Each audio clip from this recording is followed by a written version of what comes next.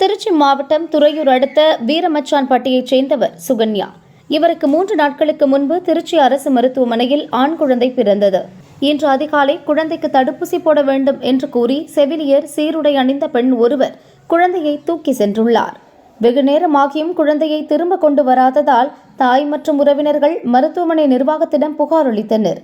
CCTV camera பதிவுகளை ஆய்வு செய்தபோது அந்த மர்ம பெண் ஆட்டோ ஒன்றில் குழந்தையை தூக்கி கொண்டு செல்வது பதிவாகியுள்ளது. இதை அடுத்து அந்த பெண் எங்கு சென்றார் என போலீசார் தீவிரமாக தேடி வருகின்றனர். குழந்தை கடத்தல் சம்பவம் திருச்சியில் பரபரப்பை ஏற்படுத்தியுள்ளது.